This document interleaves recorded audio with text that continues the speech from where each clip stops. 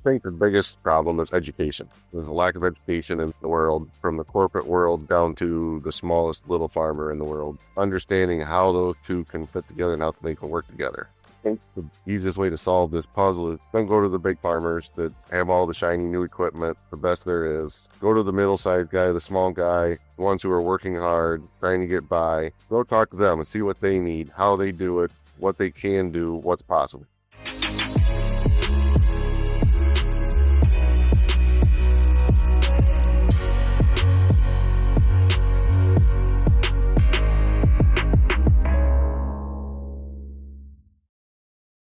Today, I'm super excited to sit down with Adam Henkel. Adam is a seventh generation farmer and a third generation conservationist from Illinois, and we're going to discuss what sustainable agriculture really means on the ground.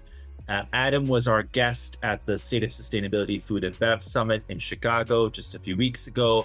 Alongside being a full-time farmer, Adam is one of the County Farm Bureau presidents and a member of Illinois Farm Bureau's environmental advisory team. So he's the perfect guest to help us cut through the buzzwords and understand the real challenges and opportunities in sustainable agriculture. Adam, welcome to the show. Thank you very much. Good to see you again. Fantastic. And Adam, I guess just to start off, would love to get just your sustainability journey. And I realized that journey begins several decades ago in your family. And so would really love to bring the whole journey to our listeners and what brought you to this conversation. In the 1970s, my grandfather saw what was going on with some of the farmland he had, and he wanted to try to do a better job. So he set out to get into more conservation. He did the experiment with no-till, which in the 1970s was a struggle. Herbicides weren't there. Technology on the seed side wasn't available. So it just didn't go the way he wanted it to go. He did sell the plows, bought a chisel plow. A lot of neighbors thought he was crazy, but he started down that road and put in some terraces, windbreaks, started doing other conservation measures that were easy to manage and to start improving on the farm. And then fast forward to 1990, my father and his brothers decided they were going to go full no-till. There was good incentives. The government had programs to give you some good funds for doing the program. They had a feed by 2000 at the time. We're going to reduce erosion by so many tons by the year 2000. And so they took advantage of that, converted equipment, converted the planter over for full no-till, stopped working the ground. It worked really well the first few years, so we started building off of that. And I came back to the farm in 2001 from graduating college. We took it further, started strip tilling, variable rate fertility, started adding more technology into the conservation practices, and really started building a program. And today, it's easier to list the things we don't do than the items that we do participate in. And Adam, what does sustainability mean to you from a business perspective? Like, is this generally good business? Why is it good business? Are there parts of it that are good business and parts that aren't? Sustainability is having the farm for the future generations. That's kind of the way my grandfather looked at it, that he wasn't so much maintaining it for his sons, for the sons after, for the kids later on. And I have two daughters, and they both talk about farming, and I hope they do. It's very possible, and we'd work them in, but it's the sustainability goes beyond just the conservation and the environment. It's keeping that sustainable for the future generations to be able to come back also. And when you think about the operational challenges involved in this sustainability transition, and obviously this is something that your father faced as well over in the 90s. What makes it difficult to manage the sustainability transition? Like, what are the challenges that you're facing day in and day out on this topic? Mother Nature is the biggest challenge. No year is the same. We do things the same a lot of times, and so we got a different outcome. Last year I did get caught. We were planting soybeans into some very tall cereal rye cover crop that followed seed corn. We grow seed corn for Corteva, and we no-till, strip-till that. The benefit is it comes out early. We can get a cover crop established early and get great growth. What usually happens is in the spring, that's more mature, further along. Done it a number of times, but last year it just was cold and wet the whole time, and it never really dried out and got fit. And the soybeans struggled all year long. So it's okay, management decision time. Do we need to consider terminating that earlier than the rest of it? Normally, we terminate the cover crop after planting, 3 to 4 days to multiple weeks after planting. Perhaps, we've learned a lesson now, and that needs to be terminated earlier to help us sustain this level of conservation. And Adam, when it comes to like volatility or variability of this nature, do you feel like that's getting worse? Anecdotally and actually scientifically, one just sees evidence that in many farming communities around the world, the volatility is just not baked into the margin. I used to have a flower farming business, and in my case, I know that I had like maybe one good year, two bad years, basically, and a lot of that was heavy rains, heat waves. We had a plague of locusts at one point as well, which is a real thing. What are you seeing? Play ups and downs. I don't know how much nature does play into that. We're pretty lucky here in the Midwest. We have a decent transition from spring to summer to fall. Well, it might get extremely hot in the summertime, but it's not stuck a long period that we can't maintain. The crop can't get through it. 50 years ago, the hybrids we had, they would not survive today. They wouldn't survive the practices we're doing. But technology has improved the hybrids. They've helped to adapt to Mother Nature. That the advantage of growing the seed corn in this area is parents were growing here. Well, they've kind of, already adapted to this environment. Then we grow the hybrid here. It's made for the environment. But it's definitely a struggle year in, year out. You try to plan right. One example I would give is I've been in a pilot program for sustainable aviation fuel. And so keeping track of carbon intensity and my score and everything. Well, June 25th, we had a hailstorm come through this summer and completely devastated the corn crop. A large area of our corn was basically mowed down. Um, 3 days later, you drove down the road, it smelled like silage. It just had done that much devastation. It was 65% damage, according to the insurance company. You go back, then my CI score, I was based on a 250 bushel average, figuring, I can grow 250 bushel corn. So that's going to give me a low CI score. Well, now all of a sudden, I'm looking at 120, 130 bushel corn crop. I fertilized, I did everything right to grow that corn crop. Mother Nature came in one fell swoop and cut that in half. Now my CI score gets brutally cut. So, okay, now there needs to be something there to protect against. I did everything right. Mother Nature said, no, hold on, change this. You know, having crop insurance, having the government programs we do gives us that protection against Mother Nature that we can move on. It may not be the best year. We can still get through that plague of locusts and get the next year. I hope you don't get the plague of locusts, Adam, but I hear the pain. When it comes to your conversations with corporate buyers, how much do they understand all of this? Because most agricultural contracts are still going to be spot contracts, right? And you're getting, I assume, more and more pressure to do more and more long-term things that require more and more upfront investment, whether it's capital or time or risk. To what extent do the corporations that you engage with get that there is so much unpredictability in this and so much risk, frankly? Where the big disconnect comes in is they don't understand the risk. In their world, they set the price, they set the market, they get control of everything. The farmer has no control except for our own farm. John F. Kennedy said it best when he said that the American farmer he buys it retail, sells it wholesale, and pays the shipping each way. It's very true. Corporate America does not understand that because they get to charge for everything, like I said, and it doesn't work out. So when we're sitting down talking to them, they see conservation, they see sustainability as just a easy transition. Well, you just gotta plant a cover crop. Well, that's not so easy for some guys because there's management involved. There's changing the way they do things, and my God, I just said a bad word there. Change. That's the biggest problem is people stuck in their ways, and They live by the motto, well, that's the way we've always done it. That's just nailed on a chalkboard for me. There's got to be another way to do things. People can make changes. They can slowly transition. They can start adapting these practices. So they can start to meet some of these corporate agendas that are going on. That, okay, we need to lower our carbon footprint. Now you start switching some ground. They don't have to go 100% right away. There's no mandates that say if you're going to do this, you got to be 100% in.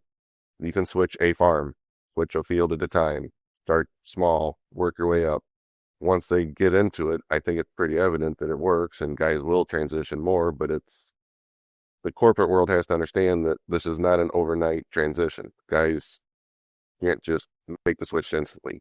You like to think it's that easy, but there's a lot that has to change, and the biggest change comes mentally. Farmers to understand they have to try, they have to change.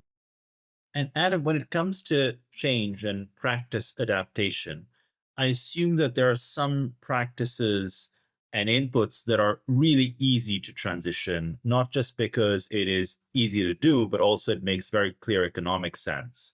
And cover cropping, for example, might be one of those examples. I imagine there are also some that are really at the other end of the spectrum, where you're getting pushed to do this or getting asked to do this, but it makes no business sense or is just really difficult. Could you give us a couple of examples of what types of shifts sit at either ends of that spectrum? Like what is really easy, what is really hard? Cropping is really easy.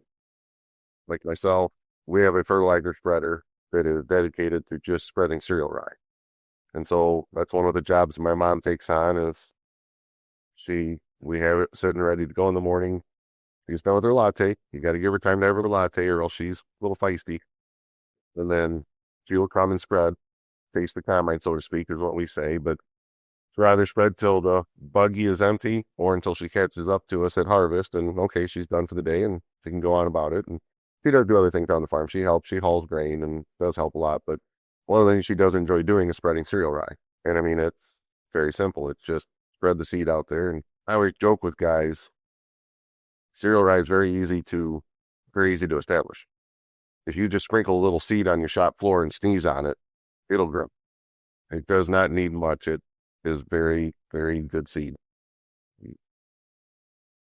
So that's the simplest way to get into it, is just plant a cover crop. Cereal rye, the amount of technology on farms is not as broad as one would think. Yes, there's yield monitors in about every combine, but having the technology on a tractor, on their sprayer, on whatever it is they're going to use for application, that is where it's lacking in the world. We're lucky. My grandfather was ahead of the time. My dad always kind of see ahead also. So we built the program as we went, and we've been doing, like I said, variable rate for over 20 years, strip tilling for that long. That is the biggest payback I think that we've seen is doing the strip till, where we're banding our nutrients, placing them right underneath of the seed.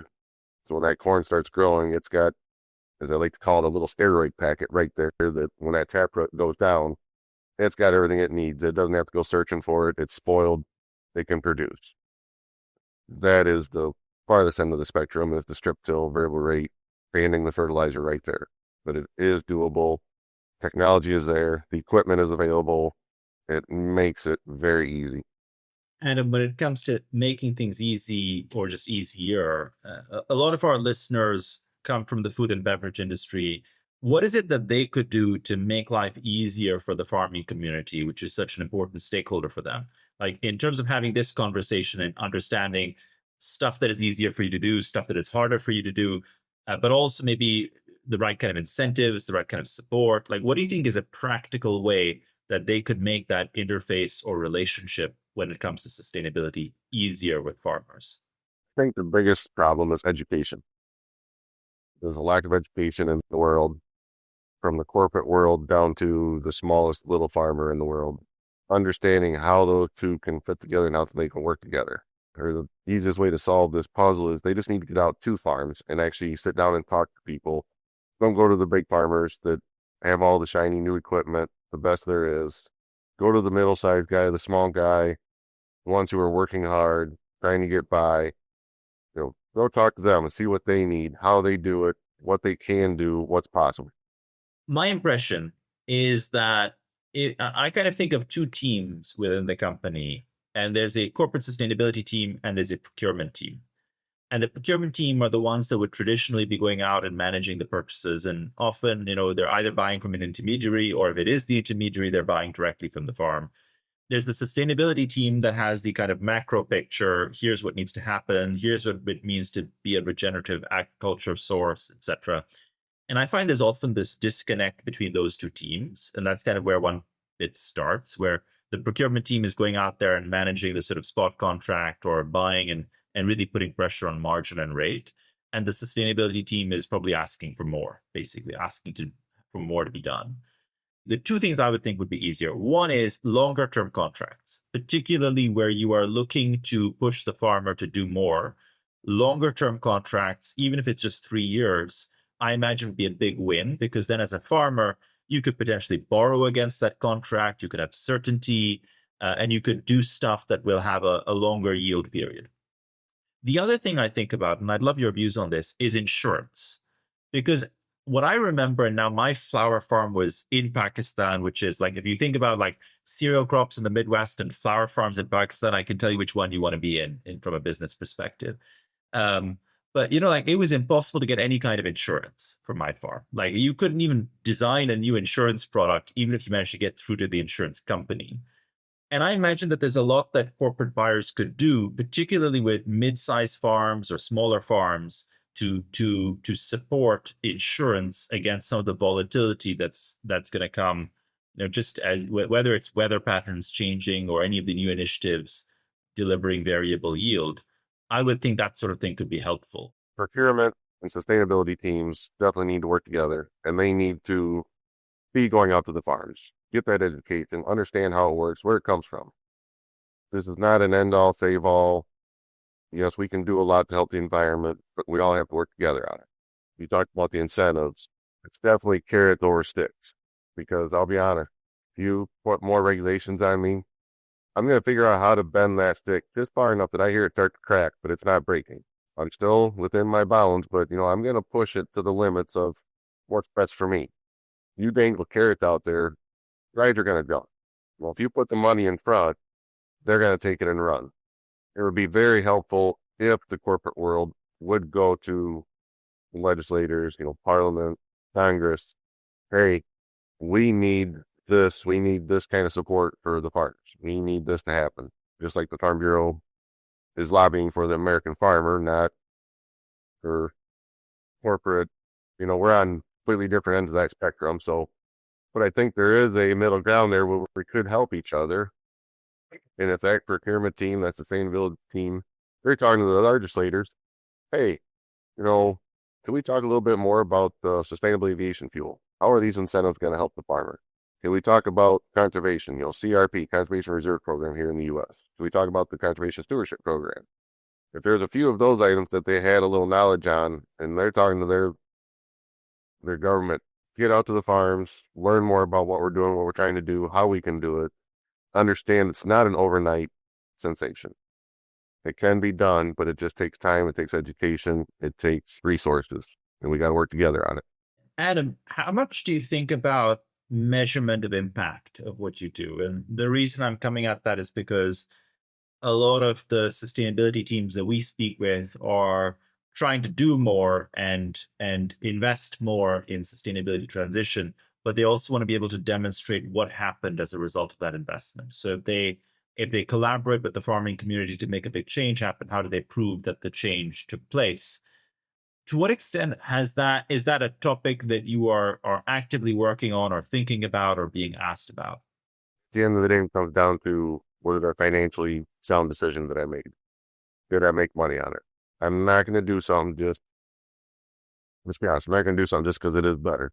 If I'm losing money, it's probably not sustainable, so I'm not going to keep doing it. But I've been lucky. Everything we've adopted, everything we've tried has been fruitful. And so we keep doing that. The measurements are tough. There's really no standards, even down to a soil test. They can be interpreted so many different ways. It's the same lab doing it, same test around the world, but there's different ways to different ways to look at it, different ways to interpret that data. So at the end of the day, it comes down to everybody's farm. Were they happy with what happened? Did they make money? Was there a positive outcome? Uh, Even to like the corporate world, but did we do what we're supposed to do? And Adam, on the subject of money, any views on offsets, insets? There's no true definition, and it comes down to if they're doing something themselves, that's an inset. If they're buying carbon credits for me, that's an offset. So we can work together. Yeah, they can put up solar panels, they can plant more green on their roof, they can try to do things to create insets, but they don't have the real estate available to make all of those carbon offsets available. And so they come to the farmer.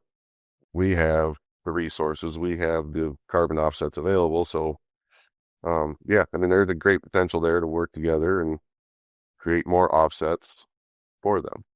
Is that a space you're benefiting from at all today, Adam? Like, are you able to monetize any of the reductions you're able to make on your farm? We have been a little bit. Biggest challenge is a lot of the programs that have come out in the last 5, 6 years have been for new adoption of technology. And we are what's considered early adopters. So we're old guys in the industry. They don't want us. They want the people who have been plowing land, turning it black, planting a crop, harvesting, doing everything the same. They want them to start cover cropping, start no-tilling, start making these conservation changes. So they get their biggest bang for the buck. There have been some programs the last few years come around more equipped for guys like me who have early adopters. The sustainable aviation fuel, the Internal Revenue Service came out with a 45Z code, which entitles producers who are producing sustainable aviation fuel to get a tax credit that they can also pass on to me. They can pass on to the farmer. So that is something that's coming that it doesn't matter if you're first time no-till cover crop, been doing it for 100 years, it's going to benefit everybody the same. The only thing that depends is how much you actually do, how many practices you implement is going to affect your score. At the end of the day, guys just get into it. Maybe they're just cover cropping for the first time. They're going to make a little bit less than I would, having all the practices established, doing everything on every farm. So there is potential there, but it's been more of a struggle for myself because of the early adoption of all these technologies, all this conservation. Adam, as an early adopter, are there any new technologies coming out or getting traction that you're particularly excited by? Yes, it's not really on the conservation side of things, but see and spray on sprayers is something that I'm looking into. My sprayer is currently, it's plug and play, I'll say. So it wouldn't take much to add a see and spray system to it if I wanted to. And what that does is it does not just spray the whole boom width at the same time. As I'm driving through the field, there's cameras monitoring, and when they see a weed, they'll turn on whatever nozzle it is that's going to come in to that area. So I'm not spraying the whole field at once. I'm just spraying what's needed. Good for the environment, good for my pocketbook at the end of the day, but it's not something that's, I think, viable yet because of the way we farm with corn and soybeans. I need residual products out there to keep the weeds from growing. A wise man once said, the best way to kill a weed is don't let it start. And so we need to put residual herbicides out there so that the weeds cannot get established, because we have nightmares like water hemp here that once it gets more than a few inches tall, it is very tough to kill. It is a very resilient, very tough weed. If we could find a way to make a crop out of that, heck, we could be out of business in no time because everybody could farm at that point. But it is, technology's coming, but I don't think for myself it's so much on the sustainability side as it's on the technology side. We're already running AI on the combine to monitor our grain loss, and that's always interesting when I get large groups. And I had a group from Northwestern University out of Chicago out here last fall, and we we're talking, and I started talking about AI, and they all just can't stop and look, you're using artificial intelligence? Yeah, we have been for about 5 years now. We got cameras on the combine that actually monitoring. They can pick the grain out of the trash as it's flying through the air at 100 miles an hour and tell us what kind of loss we're doing, what kind of job we're doing. And where we need to make changes. And well, that's incredible. We have to adapt. I mean, we have to make changes and we have to accept new technology. And it also helps that my mother was a software consultant, so I've been around computers my whole life. So computers and the farm they've always gone hand in hand. But if there's something that is out there and it's available and I think I can make $1, I'll spend money to buy it. I mean, I'm not afraid to invest if I know I'm going to get a return on it. And that's important in the farming world is we got to be wise, not just go buy anything because it looks cool. We got to buy what works for us and what's going to improve our bottom line, what's going to improve our farm. And then hopefully at the end of the day, I'm improving sustainability and improving the world for everyone else. Adam, that would normally be a great note for us to end on, but I have one more question for you, which is, there's probably a subset of our listeners that is going to have a conversation with a member of the farming community over the next few weeks. And so if you were addressing those sustainability professionals, those individuals who are going out to speak with farmers over the next few weeks, what is one piece of advice that you would give to them? Be shy. Don't be afraid to ask questions. No question is really out of line. That's the hard question. Why aren't you doing this? Why don't you try this? Be that way. How can we help you? That's another question that nobody ever wants to ask is how can we be of service? What can we do to help you move forward? Can we go talk to politicians? Can we offer a better incentive? Is there something that needs to be done? Education. I talk about that all the time.